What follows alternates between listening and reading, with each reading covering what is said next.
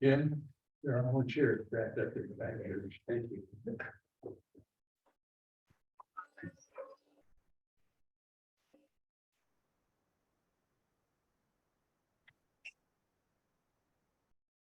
Give it just a minute until Councilman returns from his vehicle.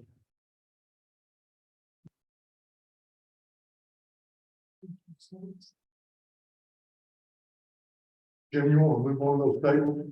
Very cute. Sure. No, that's way out. That's way out.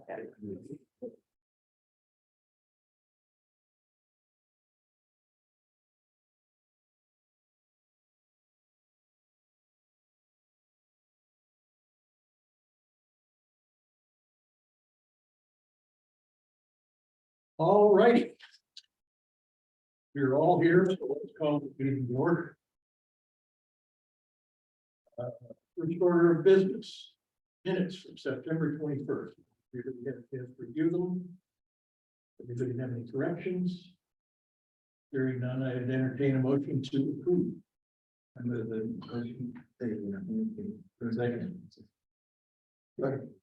All in favor? Aye. All right, thank you. There's just no rain, otherwise. All right. One order of business here, we're tabling the discussion on unconventional housing for the time being. We're still waiting on some additional information, and until we get that, we're not going to reopen that issue. So we're going to go straight into a discussion of short-term rental ordinance. First thing, can we get everybody to introduce themselves? If we don't know who most of you are. Start right here. Anna Bishop, I'm at 246 David. Jim Curtis, 92 Demarest Lane. Alan Zimmerman. Susan Williams, Thunderhead. Goodbye, Susan. Scott O'Connor. And Heidi O'Connor, we're on Sky Valley. Didn't have Brian. Gordon Brand. Paul Moyenberg, 1907 Ridgeville. Okay. Who's back here? Dale Finwood, 36 Victor Trail. Okay, Gail Greenfelder, Harry Lane, and my husband Glenn Land back. okay. And who's right behind you? Mark Wilkie Blackburn. Thank you. Welcome, everyone. All right, to get started here, or somebody tells me that the city doesn't have the right to regulate what goes on in your own property, let me dissuade you from that. City's responsibility is to promote the life, health, safety, and general welfare of all citizens for our own zoning ordinances.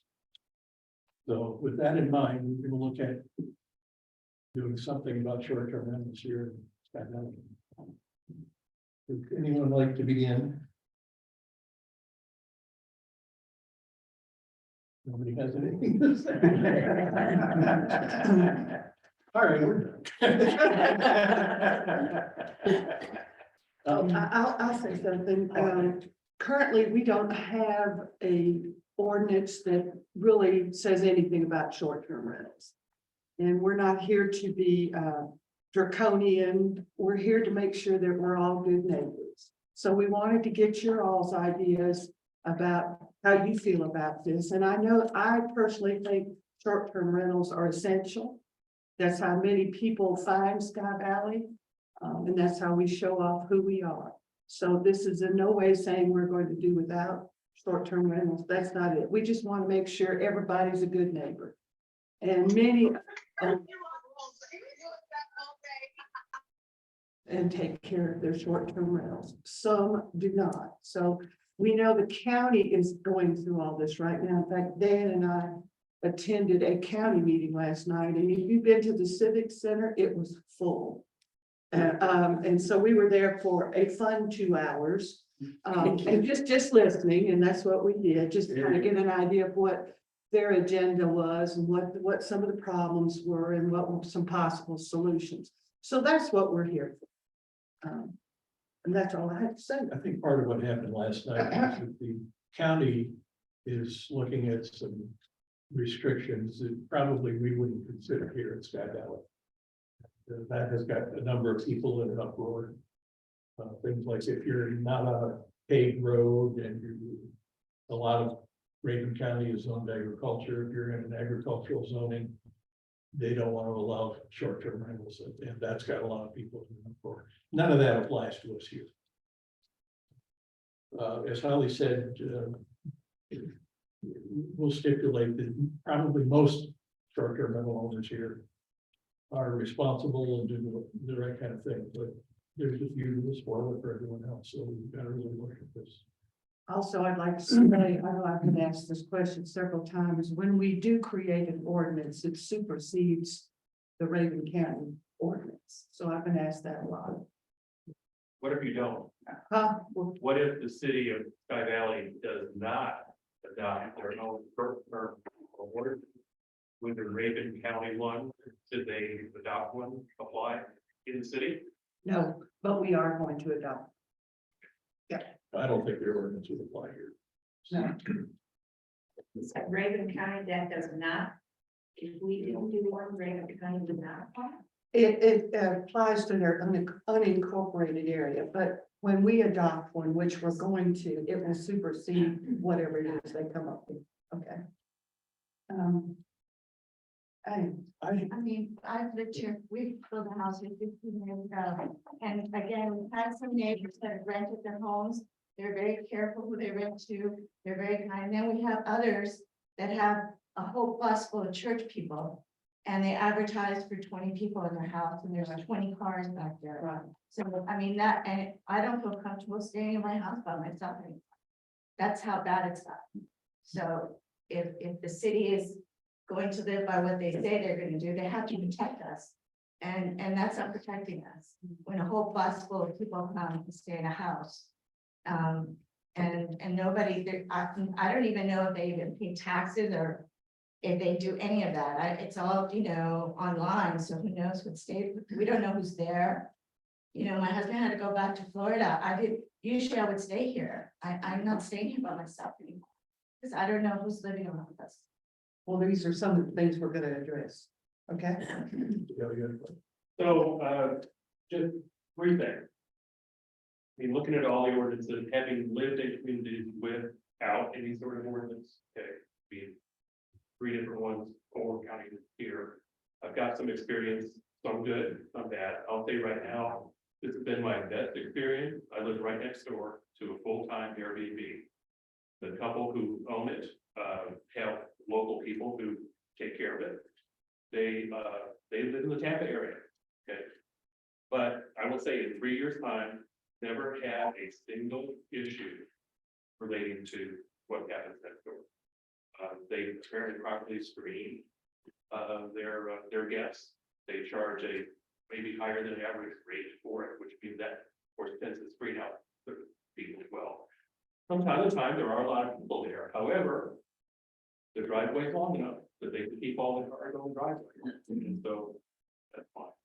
I would say that the issue, the primary issue that need to be considered are, number one, occupancy. I mean, I think it's next to you all, there's a condominium here in Sky Valley, 2-bedroom, 2-bath, 12 people. Is the advertised occupancy.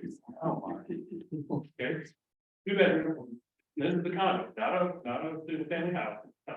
2-bedroom, 2-bath, 12 people. No, that's just, I mean, probably 2 people, 2 persons per bedroom. If you look at ordinances around the state or even the country, you'll see occupancy typically as low as 2 people per bedroom. Oftentimes you'll see 2 people per bedroom plus 2, with the idea being that there might be a hide bed or a sofa bed or whatever in the living room. Okay, those seem fine. There is one more issue, and then of course, keeping the cars on the property, not on the street. In Sky Valley, I think we might have a special issue. Reagan County doesn't care about it theirs, and that has to do with the septic system. Now, most of these houses were 3 bedrooms when they were built, they have a 1,000-gallon tank. Someone adds a bedroom, they're supposed to add tank capacity. My sense is that is not always happening. Here's the other thing, if you go with 2 persons per bedroom plus 2, you've essentially added the equivalency of another bedroom. So I would ask, do you have the septic capacity for it? So it's a 3-bedroom house. Under that 2 persons per bedroom plus 2 rule, you would have 4 equivalent bedrooms. You would need a 1,500-gallon tank. Do you have it? I mean, do you have the capacity for that? So anyway, that's on the occupancy side. The other thing that I think makes and again, as I look at my experience where things were really bad, and here where they're really good, one of the biggest differences is, I'll call it local representation. Somebody locally who can get there. Now, we have the police chief here, and I will tell you, one of the big problems in Florida with Airbnb, short-term rentals, I'll try to stick with that term, was when there was a disturbance, and I was close friends with the deputy chief there. It was a 100-person department, but he confided in me and told me, here's the problem we have when we come out is we don't know who's supposed to be there. Okay, and we have no way to contact the owner in many cases. Okay, and again, the biggest problem were the people who were living hours away. And then because it was an HOA, we would start calling them, and they learned our numbers. And what do? They blocked our numbers. So it's like, I'm not going to take any calls from the HOA because I know it's always a complaint about one of my guests who is violating clear HOA rules. Okay, I was hesitant about this, but I'm going to bring it up. There's a new movement within the short-term rental industry. If you've heard about it, and you have it, it's called the Private Member Association, or PMA. And what's happening is people are forming these private member associations. And I actually have documentation from a friend of mine who ran across this. So for the sole purpose of circumventing local ordinances regarding short-term rentals. Because what they're going to say is, this is a club. And we don't rent to the general public. We allow club members to utilize this particular house or this condo or what have you. Now, it's brand new. I'm sure it hasn't been tested in court or what have you, but it's something to be on the lookout for in these things. The idea of having a decent ordinance, but then have people circumvent it by claiming, well, this is a private club and your ordinance doesn't apply. I'll need legal advice on that. Anyway, that's my thought. What I said last time. Yes, hold on just a second, Vicki. I did not mention, or Dave and I did not mention that we have copies of the new City of Clayton ordinance, which deals with this, and of course, the Raven County, and we have a lot of issues are dealt with as far what you just mentioned, Dale, which is having somebody, a rep within their ordinance, say within an hour, they have to be on site if there's a problem or be available 24/7. They talked about occupancy numbers, owners, contact, parking, noise, garbage, septic system. So that's all in their ordinances. Vicki, take it away. Something I don't hear like this, kind of next across the street from me is a rental, and I'm in the catch me too. My husband's a pro here. We want golfers, and we want people to have a nice place to stay. And we need that. But across the street from me, I run into the parking situation where they at 12 to 15, sometimes 15. I'm taking pictures, and it blocks the street.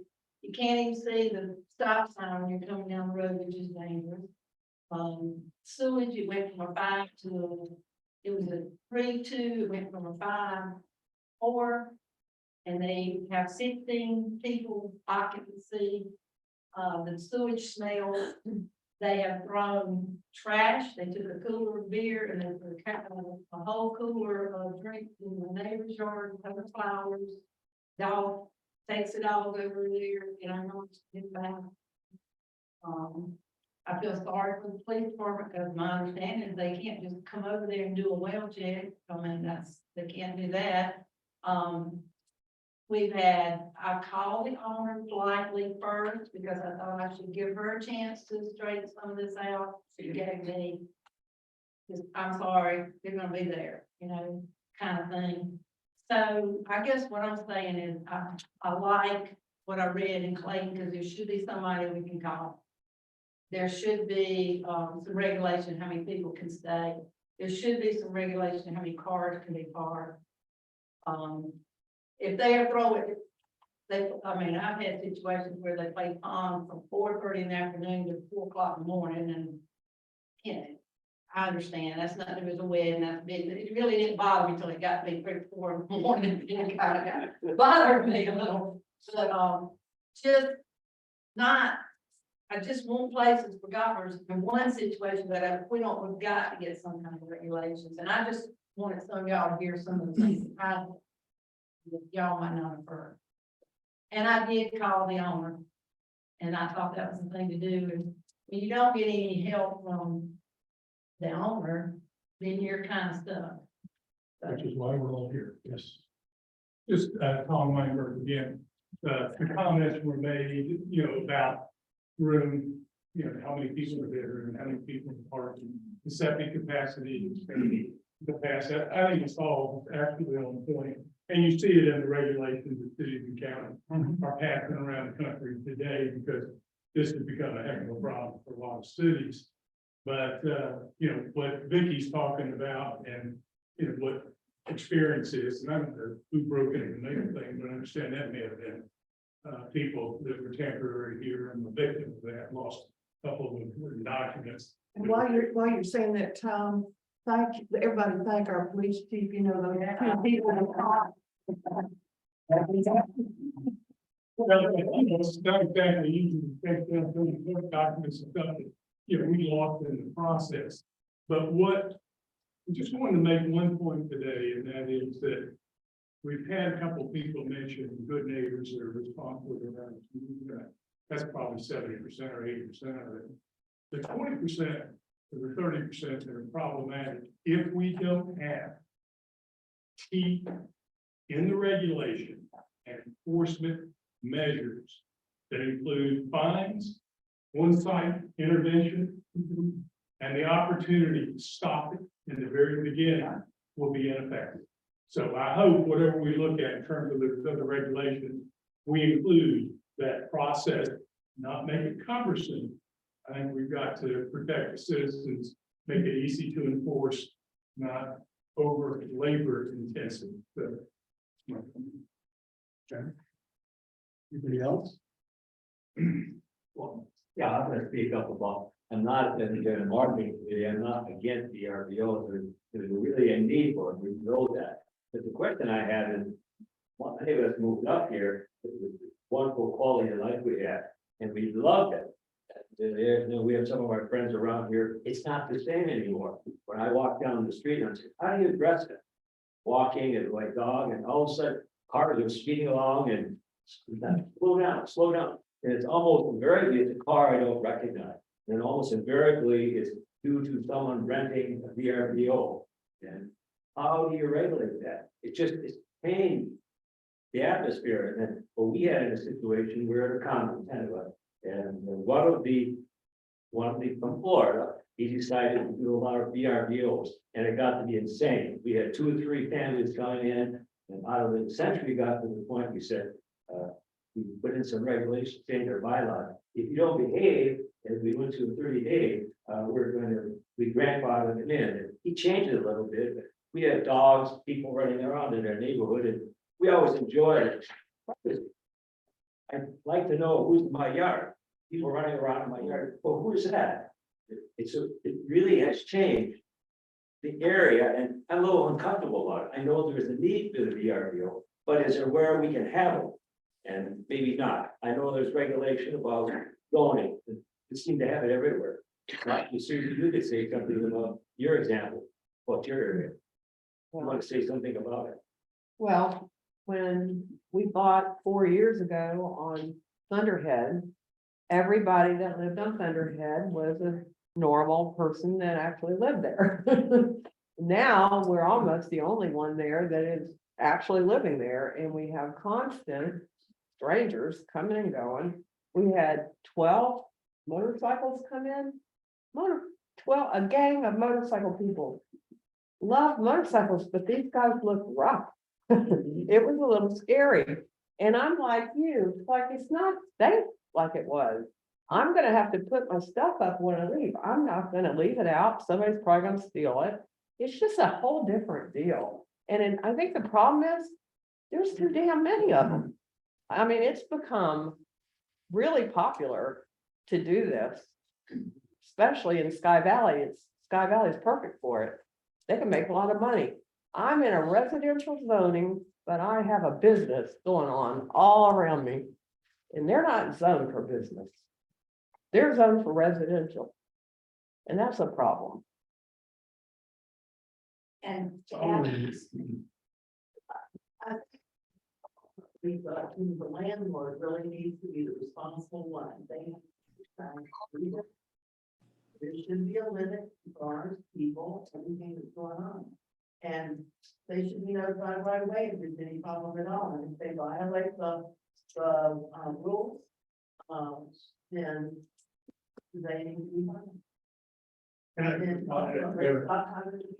Yeah, hold on, Mr. Keown's next.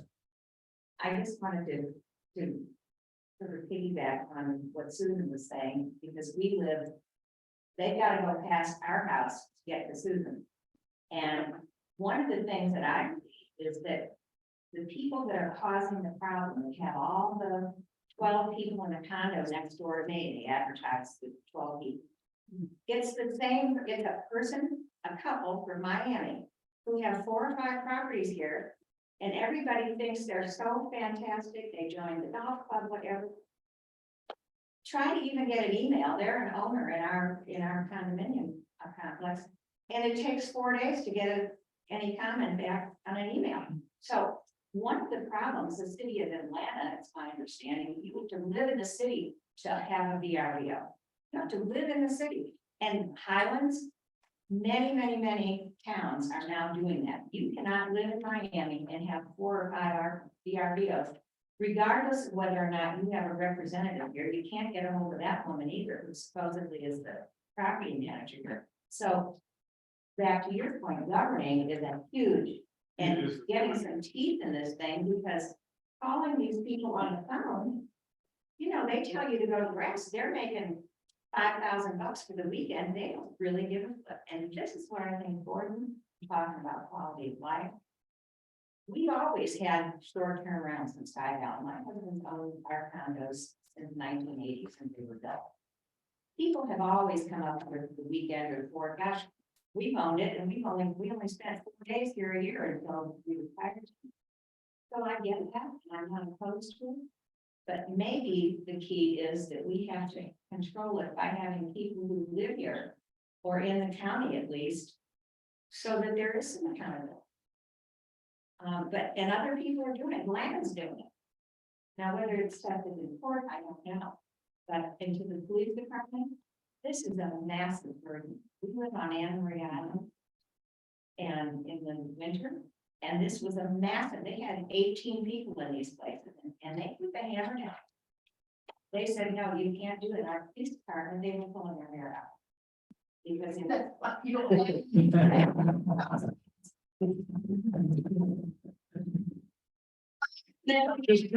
Just as a kind of interest, I have Atlanta's ordinance.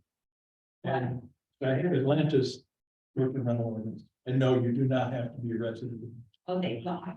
But Atlanta, like Raven, like Clayton, and like Sky Valley, I hope to be, if they're not a local resident, then they're gonna have to appoint somebody who represent them, who is available locally 24/7. But therein lies the problem. But that girl, she thinks that's my love. Yeah. Anthony, go. Garnet and they don't have a residency requirement, but they do have a limit on how many one person can operate. Okay, so look at that. the there's a rent, limit. how many do we It's have? like two, Okay. like two. I'd have to go back and read it again to see. Yeah, I was surprised at that you can only have two. You can, put it this way, you can only have two that are licensed. So, back to what Kathy was saying, the short-term rentals, I think, present a unique enforcement challenge. You know, in the past, and what we had, and that's what I had to do with in my place in Florida, out in Florida, was there was an effort to use zoning regulation and nuisance regulation to kind of keep the bad ones in line. The problem is, those ordinances, those zoning regulations, they're designed for really long-term situations, whether it be someone who owns it and lives there, or someone who's a long-term renter, but someone who's there virtually every day. And so what they're causing a problem, they're causing it repeatedly. The problem with short-term rentals is, if the problem happens, it happens on what? Saturday night. And guess what? Where are the perpetrators on Sunday morning? They're gone. They're done. Their weekend's over. So there lies, so back to your point, good one, on enforcement, you have to take into account the unique nature of the potential problem, which is it's short term, happening. Okay, now, one of the, I think it's Atlanta. It might be Clayton, it might be Raven County, because I've read them all too. There's a mechanism for fine, a citation. But the real key to that citation mechanism is not the monetary penalty. It's the renewal of your license. Exactly. Okay, so you have more than 2 citations, your license is gonna get renewed. Okay, that right there will tell owners that they need to make sure that their guests behave. Yes, Steve, another idea related to speed limit.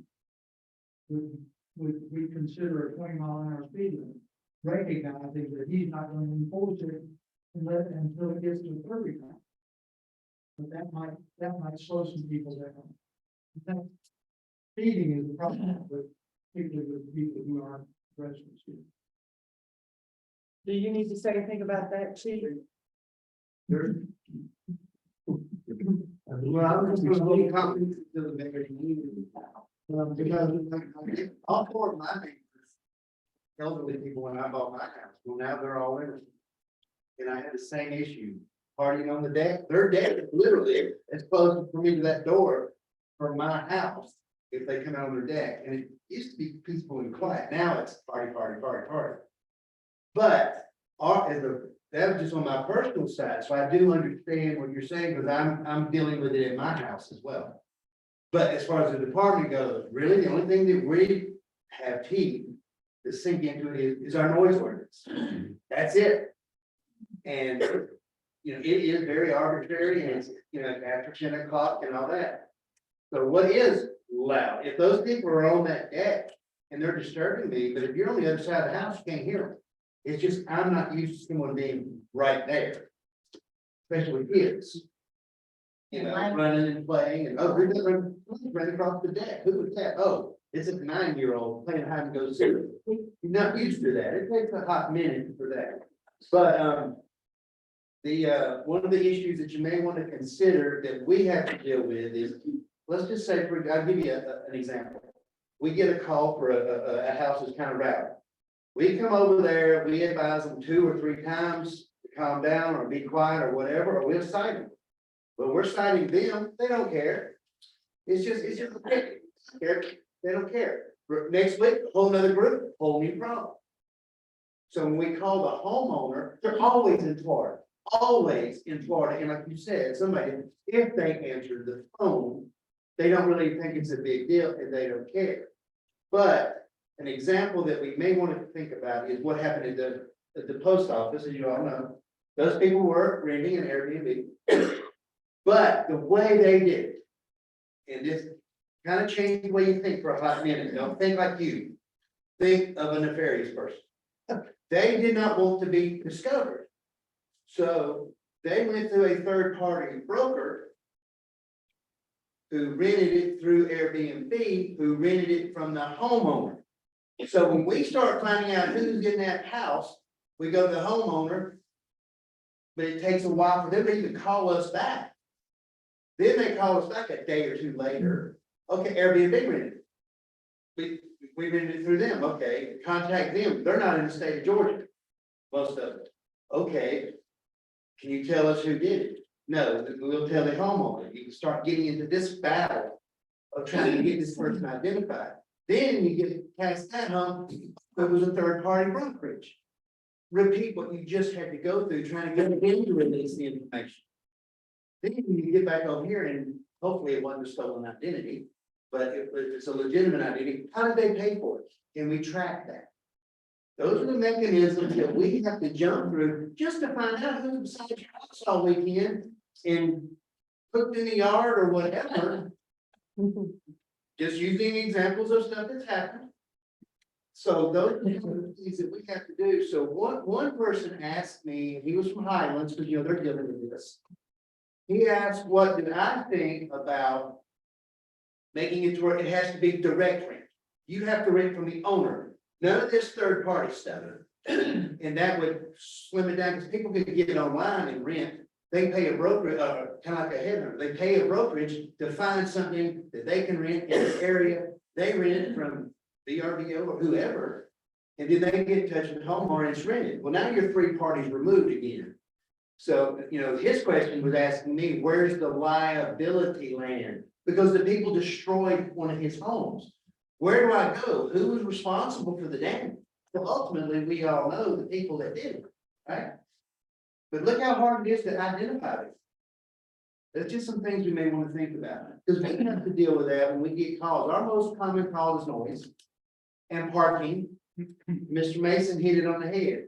People who aren't from here, never been here, had to look us up on a map to get here, come flying up Ridgepole, 35 miles an hour, right in the middle, and here comes little Miss Sally, you know, white knuckles on the steering wheel, and she don't know what to do because you're in a curve.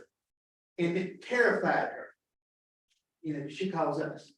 Well, what do? Well, what kind of car was it? It was a silver car. Okay, you know how many silver cars are in town? So we're constantly chasing our tail, trying to keep up with this. But those are the most common calls that we're dealing with. There's a perception out there that we're being ate up with burglaries. That's not the case. We don't have a lot of burglaries. No, we do not. Yeah. I mean, but is the season right for it? Maybe. Well, think about it. We have a lot of people who aren't from here now. When I came here 6 years ago, it wasn't that way. You used to see houses. Our biggest concern was those houses are sitting empty for months. Now, every weekend, somebody different. Every weekend, somebody different. So places, and we know this because we used to keep a list. Oh, you're gonna be out of town for 6 months, out of town for 5 months, and we would watch the houses. We don't do that no more because every weekend there's another group of people in these houses. So the dynamics have changed, and I think it's great that you guys are addressing it. Because you kind of got to get a handle on it, because right now we're chasing our tail. What do I do if I come over to the house and there's 12 cars in the driveway? What do I do? Does anybody know what I do? There is none. There is no backup. What do I do? Don't block the roadway. Don't block the roadway. Our rule has always been, if we can get an ambulance through here and a fire truck through here, we're okay, because a lot of people like to park on the edge of the road. But it's different whenever I come around the curve and there's a car, I just scoot over. All of a sudden now, there's 4 cars on this side, and there's 2 on this side. I'm in a Miata. How do I squeeze through there? you're not gonna get a fire truck there. In that case, we make it move. Now, where do I? We have no public parking in this city. Go to City Hall. Is that where you want to have? That's where we're gonna see. So that's another thing, and we get blowback and fussed at because you're making my renters feel unwelcome.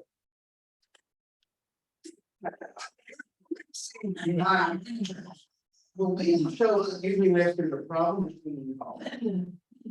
And but that's just, you know, like you said, on Saturday night. You know, okay, we got a missed call, oh, it's up Pleasant Mountain and I can't get an ambulance through there because cars are parked on both sides of the road. And Reagan County ambulances are huge.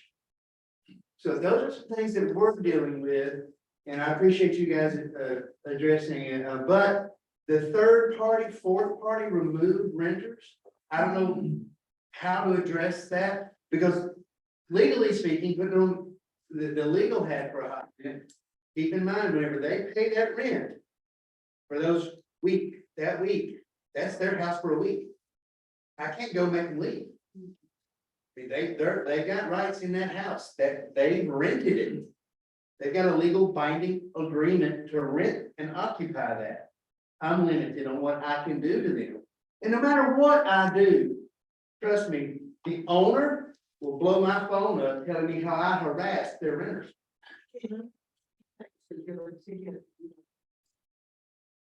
We have a noise ordinance. We don't have, it can be the first time. We do that, no one's going. We do 10 o'clock. At 10 o'clock. Most of the time when we tell them to quiet down, they do. And usually when we get a second call, we'll go to the area and we'll just sit there and listen. Most of the time, it's not what you would consider by definition of the disturbance to be loud enough. Just because you can hear voices rumbling through the bushes. That's okay, that's not going to cut it. Just throw that one out. It's got to be disturbing. It's got to be infringing on your right to use your property. Just because you can hear them over there, that's one thing. But if they got music thumping and the ball game going and 20 people on the deck and they're loud, okay, yeah, quiet it down, move them inside. And if they don't, we sign a ticket. I have another. But after I sign that ticket, what do I do? So what if the, is the capacity 16 and they bring 22? I have nothing, I have nothing I can do with that. However, there are loopholes that you can play with them. Ken's not here. Fire code, how many people can occupy that dwelling for the size of it? Just like in, you know, everywhere else, we have those issues.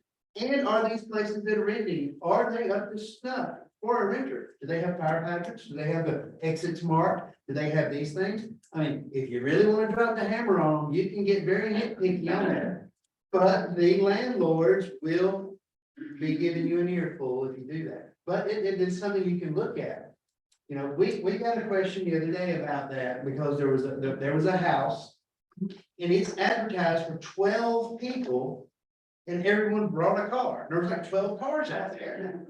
You know, all we can really do is enforce the parking and the noise after 10. How much is the ticket for the noise? Not much. What is it about? I think it should be up. I think it's no more than $150. I can't. It was legislative action on behalf of the council. You got 12 people in the house, so that's $10 fee. But that brings up, I think, a very important point, enforcement side, and looking at some of the ordinances I've looked at, fairly low fine first time, second time. And the cost of doing business, if you're dealing with a VRBO or, you know, Airbnb process, what revenue they're bringing in, $100 and $200 fines don't mean anything. I mean, we've got to go with a strong fine structure. And that in itself will make an owner, landlord think twice about taking risks. Okay, let me digress just a little bit. Steve asked a question about speed, chief. He said about lowering, we have a citywide speed limit of 25. Steve suggested lowering it to 20. Or 20, it was 20. He said 20, but Say 20. whatever. What's involved with lowering the citywide speed? Well, the council can decide that. The council can decide they want to change the speed limit on which roads. Like right now, speeding around here is 15. Yep. From the swimming pool all the way to the pickleball court is 15 miles an hour. Sit right there. People doing 40, 45 all the time. And when we pull them over and pull them over and tell them, hey, it's 15, you need to slow it down. We get to play them. Always do. But to cite them, like Mr. Mason pointed out, we've got to give them 10 over. So if you make it 20, they're doing 30. Speed limit on Ridgepole, for example, is 25. And I have to give you to 35 before I can write you a ticket. If I drive 35 on Ridgepole, you're being serious. Especially in these curves with oncoming trucks. Cars not so bad, but trucks. So, you know, yeah, all it would take to change it would be for the council to decide they want to change it on that road, but then there would be some other things that we have to address, like on our speed enforcement and all that. All we gotta do is update that and change the speed limit of that road. But that's a city street. We can do what we want. It just takes council to do that. It could be citywide though. What's that? The speed limit? You can do the citywide speed limit, but for us to enforce it, you need to post it. You have to still put the signs up. Is it legal just to post a sign at the entrance saying citywide speed limit is 20 miles an hour? For us to enforce it with radar, no. And we still have to give them the 10. So keep that in mind, that you have to, they automatically put in a fudge factor. The only people that don't have to go by that 10 rule is the state patrol. They can write you 1 mile an hour. They don't even have to write you at a mile over. They can write you for doing 35 and a 35. If they think you're too fast for those conditions. It's raining or whatever, or if you're in an unsafe manner, that's the catch-all, in an unsafe manner. So if you're drifting and straightening out the curves like this, failing to maintain a lane, no matter how fast you're going, they can get you for that. Anybody can from that way. But on our city streets, yes, if we did a city-wide, that would eliminate this 15 mile an hour zone you got here through the swimming pool area, the golf cart crossing, the walking area, and all that. It would change that 15 to a 25. So, but there are a lot of people throwing in our face all the time that our stop signs are not legal. We hear that, oh, you can't write me that stop sign ticket, it's not a legal stop sign because they're too low or too strong. So we're limited, they're right. We're limited on some of those enforcement things that we can do. But the city's been addressing that, trying to get that up, so for years it was neglected. I'd like to make one point about all this, and it involves speed limits, parking on the city streets, noise ordinances, what have you. Anything that the city enacts regarding any of those items is going to apply to residents equally as it is to renters. Yeah. So keep that in mind. And we hear that quite often. I live here, you can't write me a ticket.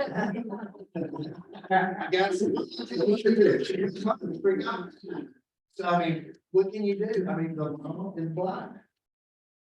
Has anybody got anything we haven't touched on? I just have a I want to question. ask a question. Can, under our noise ordinance, when you take a repetitive violator down to the county detention center? There's city ordinances. Do I want to arrest them on the city ordinance?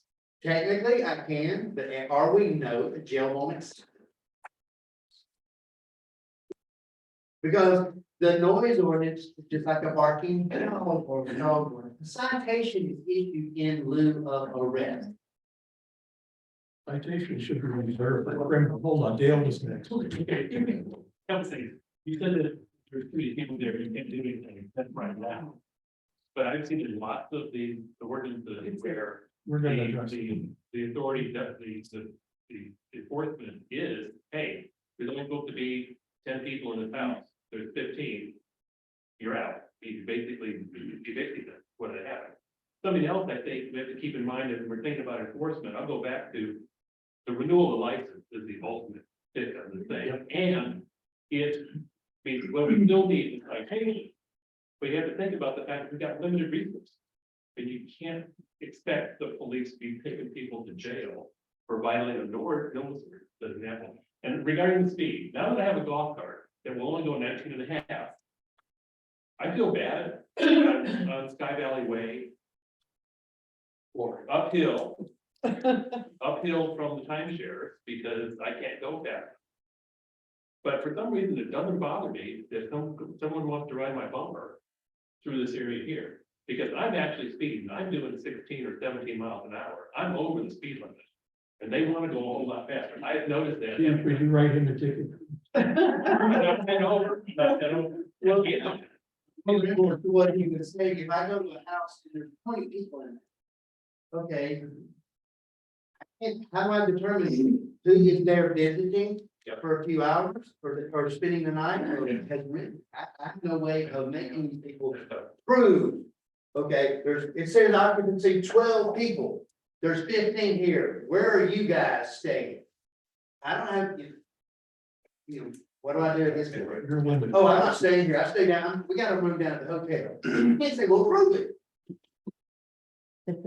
I personally, the idea that the city has to be enforcing needs to be out of line. To me, it's still okay. I'll give you a couple examples where if they cannot do the business, if just essentially their business is shut down, how do you go about that? I'll give you an example. In our particular county, we had one issue where the guy was not behaving.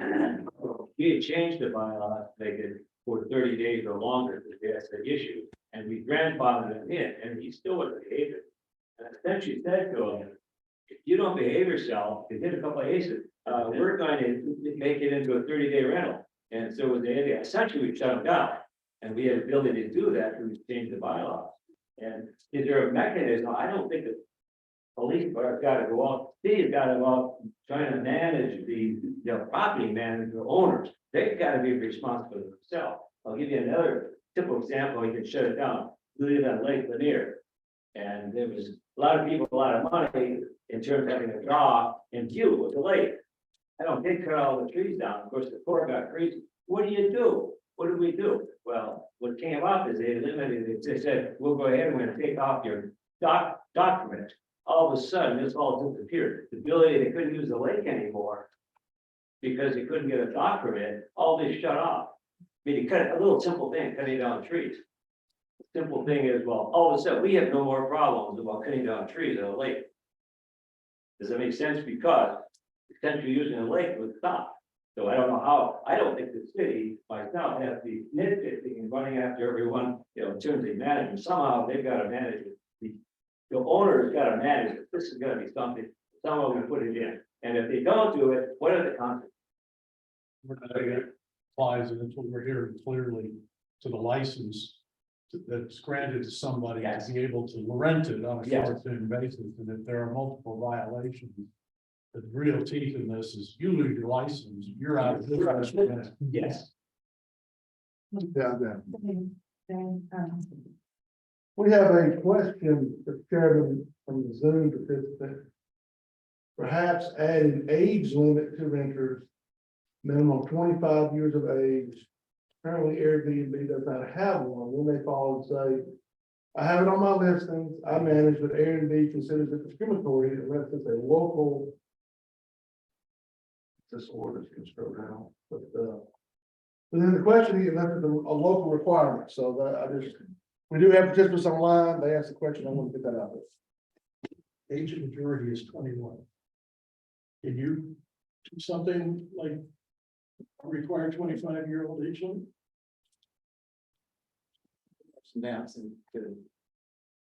Yeah, Legally, I have to be out.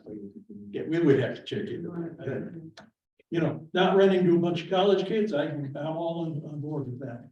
All right, Susie, I or guess Pam. I first came here in the late 80s, in our house. Registered. You could make the fee high enough to fund the license fees or whatever.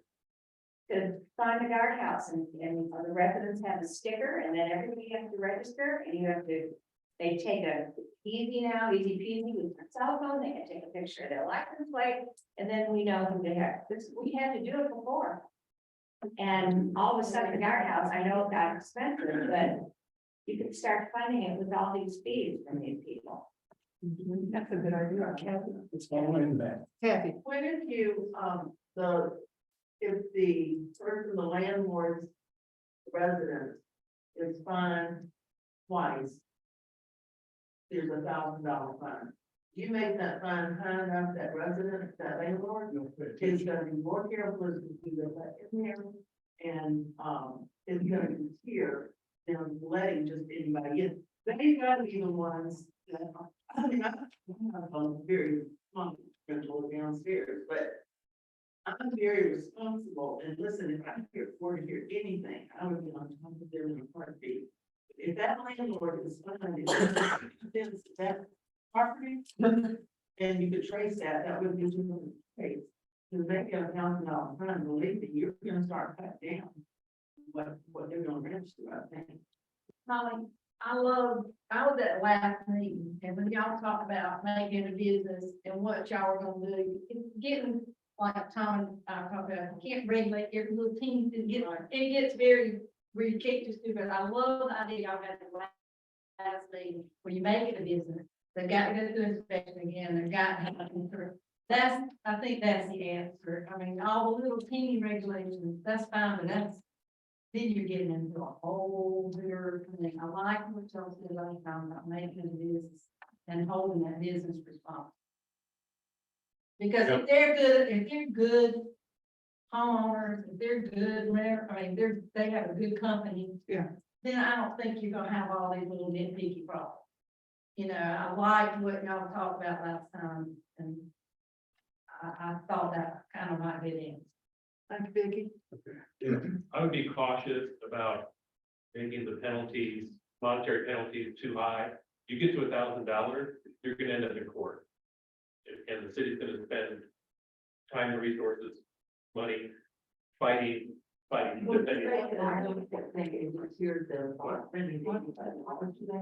You didn't, okay, so it's kind of like this.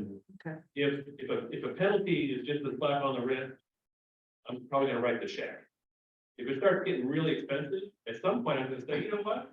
I'm not gonna pay $1,000 fine. I'm gonna go to court. I'm gonna challenge the enforcement action and everything else on it. You're gonna come to the city of Tide Alley. Well, it's gonna be in Reagan County, but yeah. You could make. So I'll just go back to the realty is you lose the license. And here's the beauty of losing the license.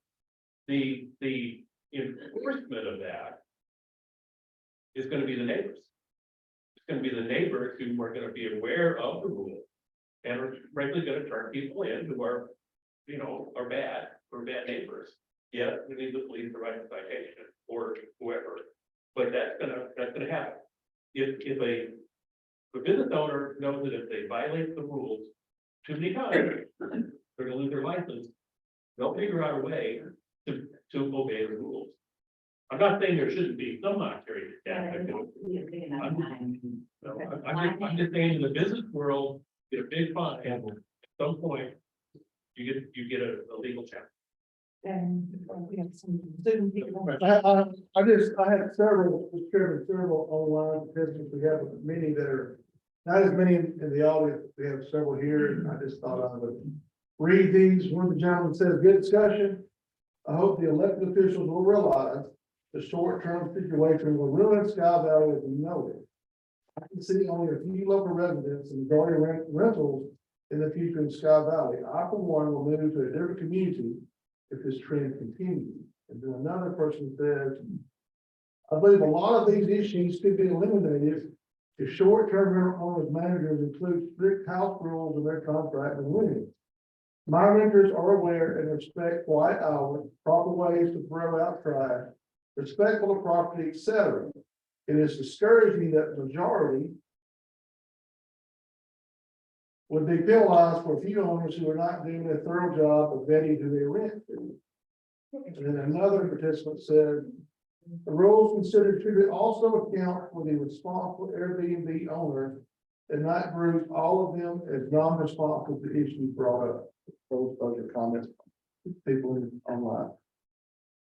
I have a question. No, yeah. Do you guys have any idea of the percentage of short-term rentals versus the residential properties? Do you have an idea of where we are? City may. Oh, I'm sorry, I was reading the comment, I didn't, what was the question? I apologize. You know, how many short-term rentals we have. What's the percentage of short-term rentals? Monica, I hate to throw it to you, but we did some checking the other day. Do you recall ballpark what that number was? Ballpark is 65 short-term rentals.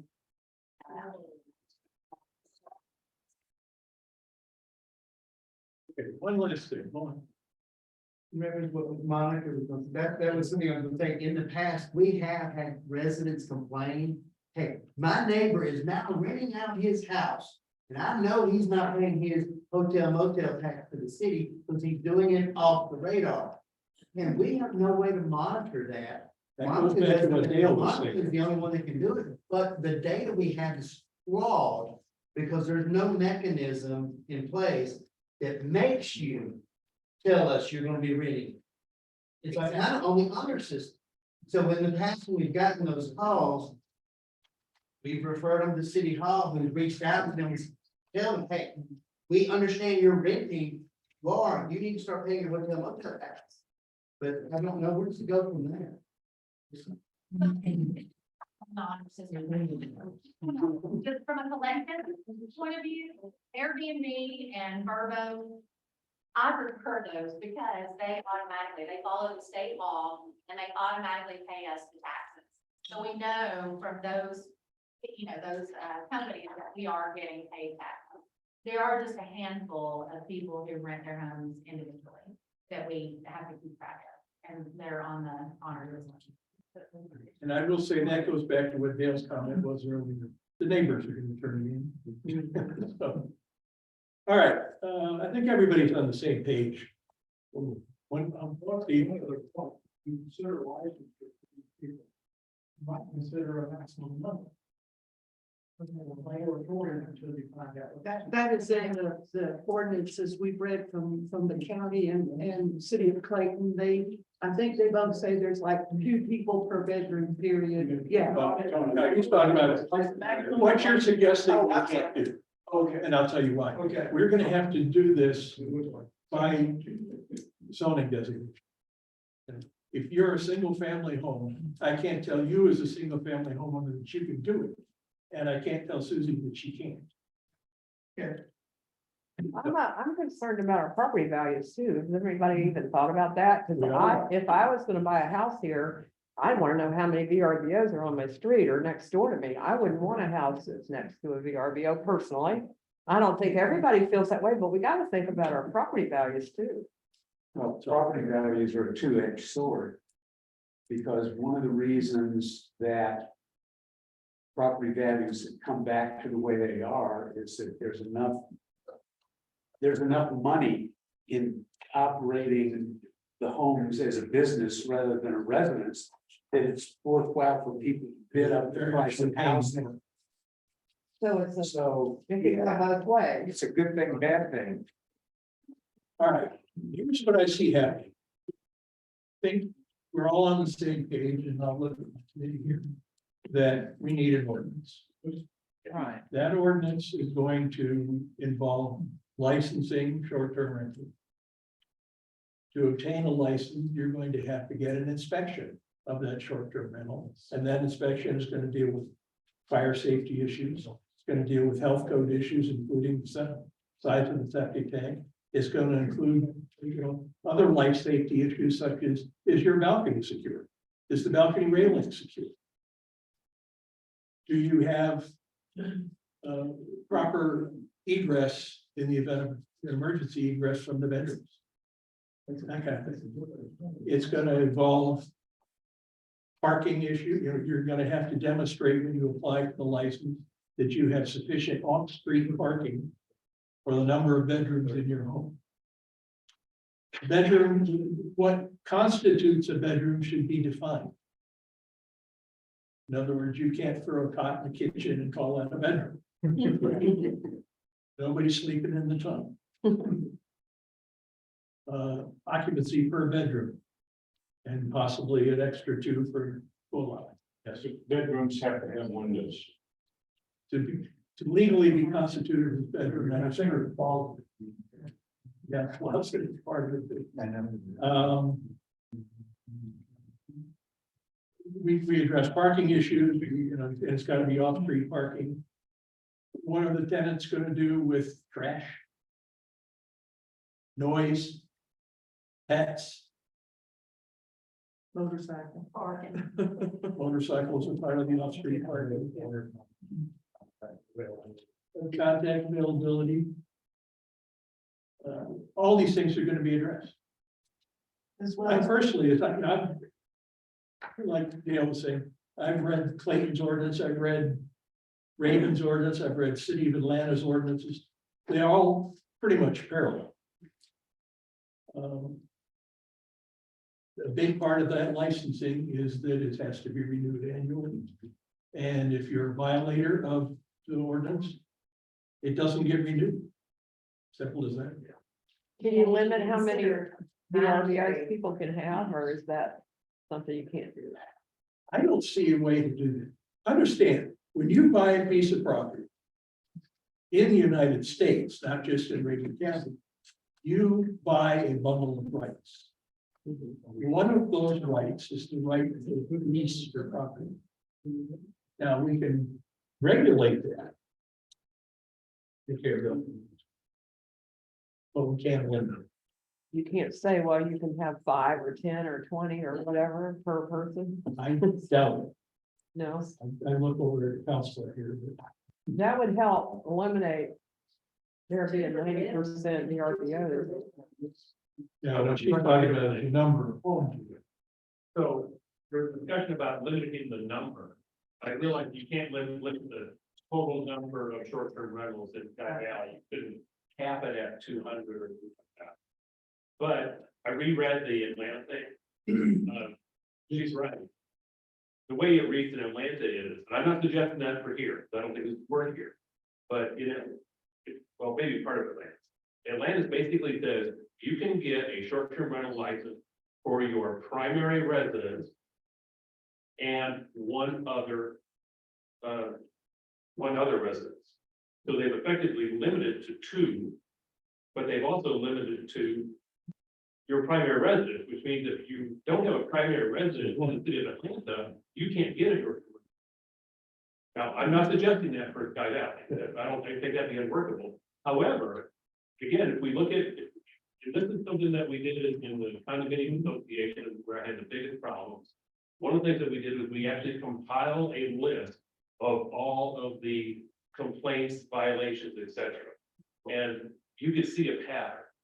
And one of the issues had to do with the fact that the biggest number of complaints and violations were coming from the short-term rentals, multiple short-term rentals that were all owned by one person who was, what is it about Miami? Who was in Miami. And so you have to wonder, if you did limit the number of short-term licenses that one person could have. Yeah, that'd be great. Can That you do might be that? something to consider. You know, whatever we do is gotta be looked at by the city attorney. So And I suggested when you do have your inspections and all these things on Anne Marie Island, what they did was that you have to pay for the inspection. that's So part of then life. that's a separate, well, you have a license, and then you also have a residential inspection fee, and then you have to obtain a sticker.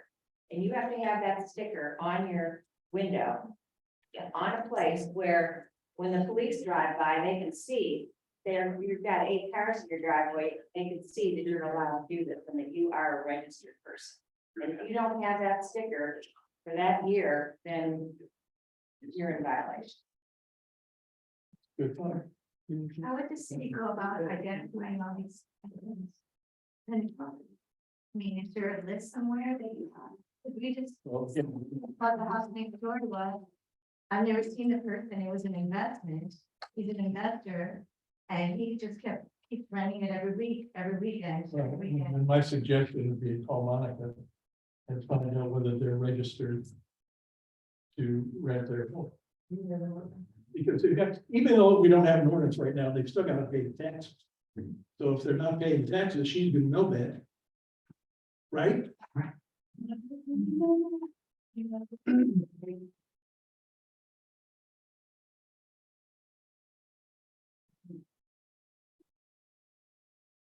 And they say, all the time, then you know, you cut. And my question is, they called last year, you don't know that it's anything. We need it. No, the answer to that is sometimes and sometimes not. It depends on the company. Some companies will list out every address that they're paying for, but some companies just send us a broad check and we have no way of knowing, you know, who they're paying for and what they're doing. And so I think that I personally think that the registration with the city would be so helpful because we will have every property registered and permitted. And we kind of know, that would be very helpful. As part of all of this also, we just recently, put in a format, so a form with the state to raise the hotel tax from 5% to 8%, along with everybody else in Reagan County.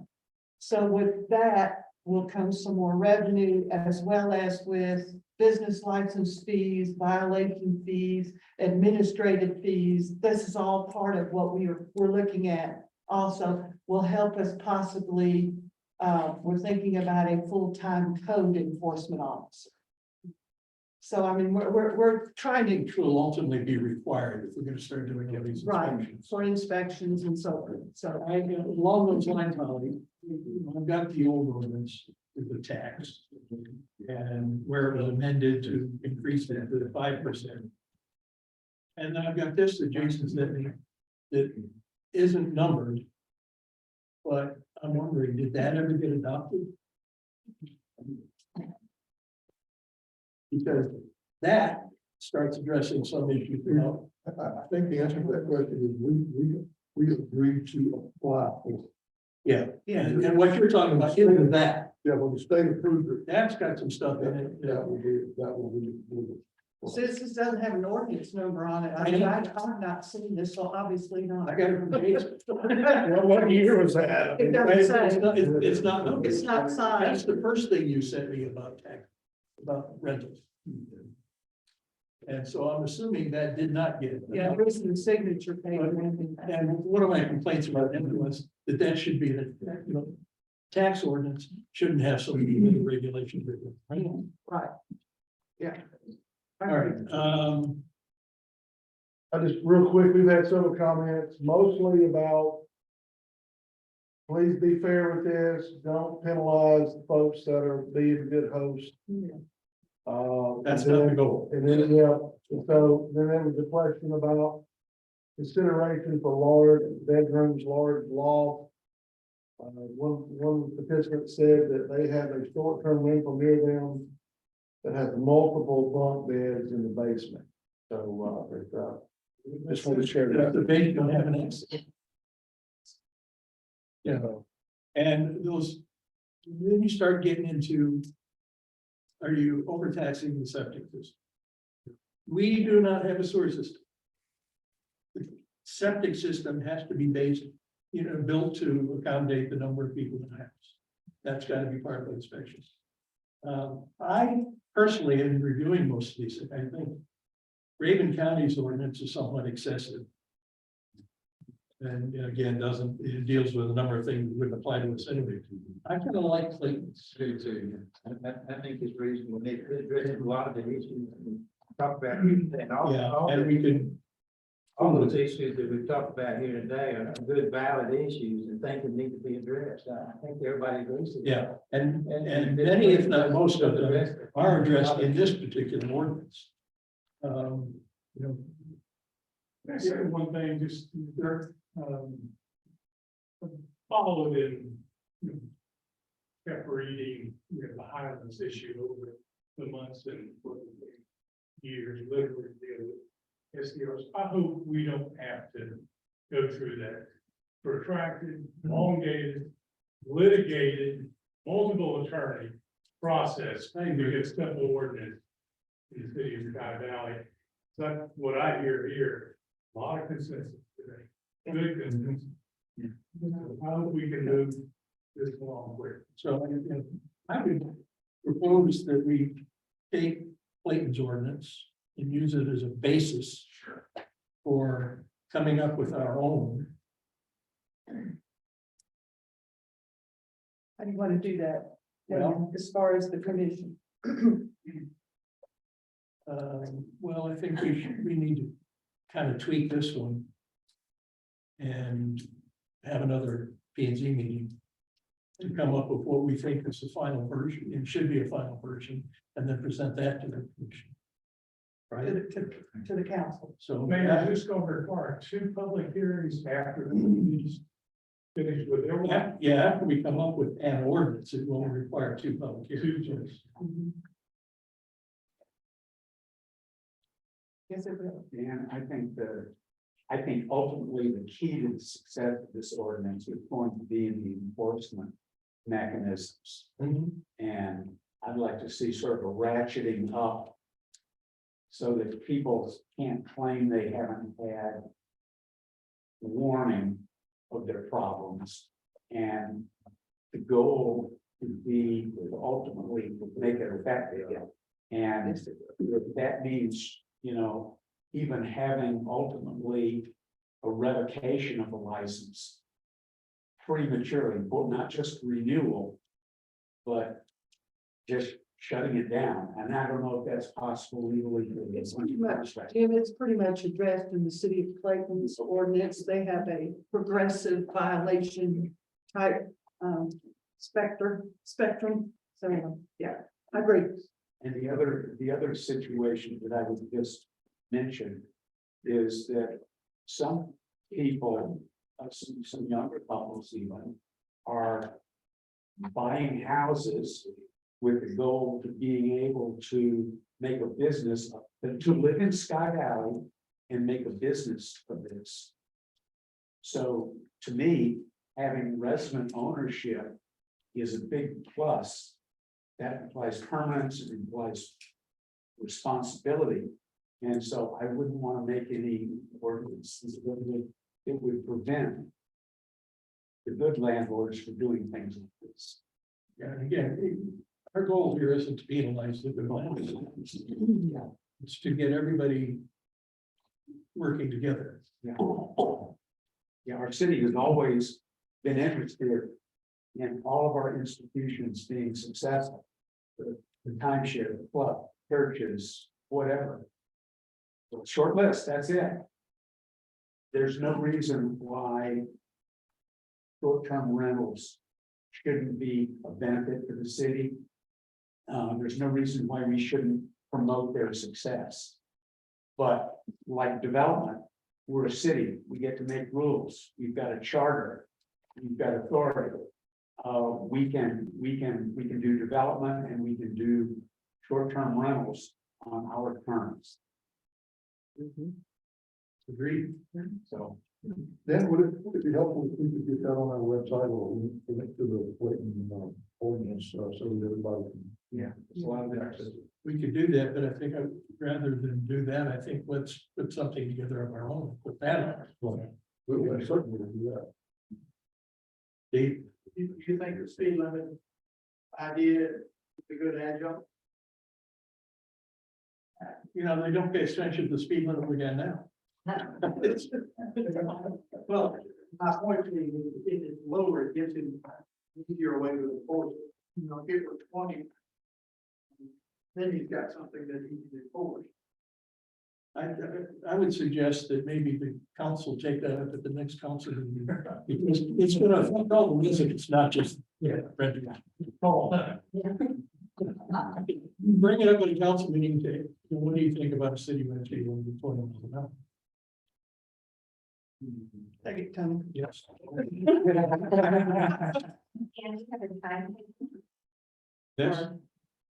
Well, we're gonna have another meeting next month, I hope, depending on how people are traveling from home. So. We'll try and get to this, certainly by the next. Summer season, we'll have something in place. Come through the winter, again, we really don't have much of a problem, typically. So once you have it all together, then all it is a vote. We have to have two, Well- legally, we have to have 2 public hearings where people can come and talk about it, and then it Here's goes to a vote. Here's the thing. Planning and zoning recommends to the city So we will come up with something that we think should be approved by the city council. Then it goes to the city council. And then it has 2 public hearings. And then they get to vote on it. What happens with all these people that were gone for the, you know, they're not gonna be here We'll have our public hearings on Zoom. Zoom. Everything is on Zoom these days. You don't have to be present in Sky Valley to. All right, Have the ordinance. I'm sorry. You find the real copy. Because it's got the line and I don't know what time. Could you somehow send us a, Which ordinance are you talking about? you're talking about wait. the Clayton ordinance, Yours, I presume is online on their city website. but you got a copy of it, and we somehow get it, I have a copy that's all marked up. you know? Dale, you found the city of Clayton ordinance? No, did you find this, where did you find that? Okay, we'll figure out and we'll have a link on the website. We could just have a link on our website to the city of Clayton ordinance, okay? You'll do that, We'll try and come up with it. yeah, we'll do the link. Once you guys have an ordinance, how are you gonna get that out to all the people that are already, using the system that we have in place? Sure. It's email and it's snail mail and. You would just We got- email it out? We got plenty of ways to get to you. We'll do it. All right, who's gonna do what? Somebody needs to go through this and start marking it up.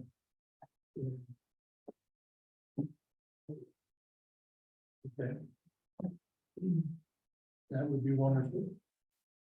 Now, what do you have done, Dave? You're gonna have David and and Don, and Don are gonna go through Clayton's ordinance and mark it up for use, and come up with a template for come us, up with a template. okay?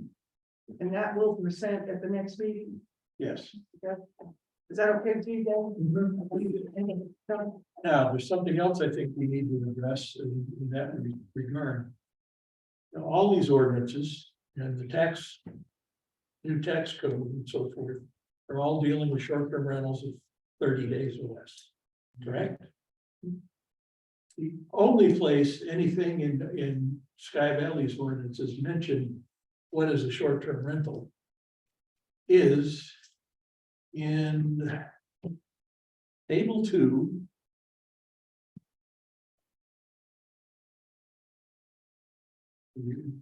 Jason, you're gonna correct me if I'm wrong, you know someplace else. Table 2 in the zoning ordinance defines rental of dwelling units, nightly rentals, 7 days or less, long-term rentals, 7 days or more. This needs to be amended. And that is in what?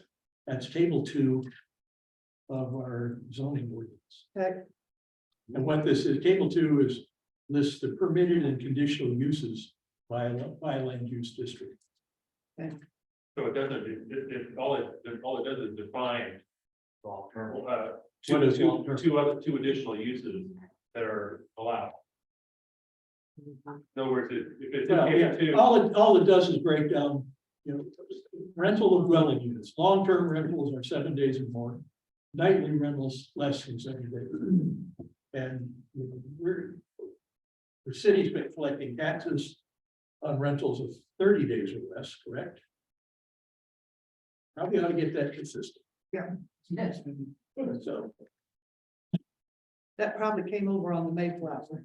that is the 0515, so that was in 2015. Or was it done in 05 and 15 ordinance? Yeah, 05. Well, yeah, it's almost. All right, David and Don are gonna work on that. And we will have this, a link on the website so you can look at it yourselves. Third Wednesday of next month is November 16th.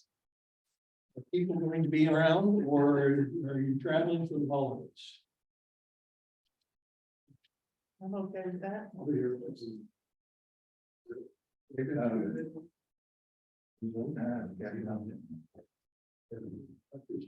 Morning appointment, afternoon appointment. Will that give you all enough time to get together, Don, you and David? Okay. Okay, in the event.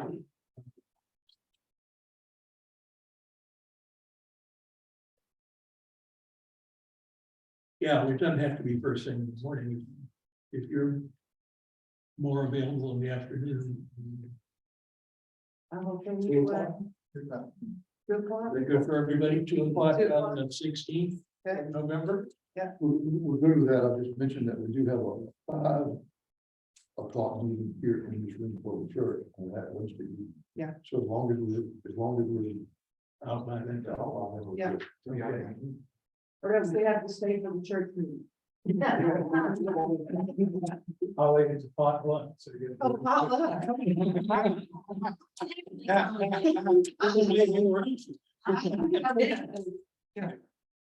We appreciate you all coming out today. Thank you. Thank you. Thanks for your input. Meeting to adjourn.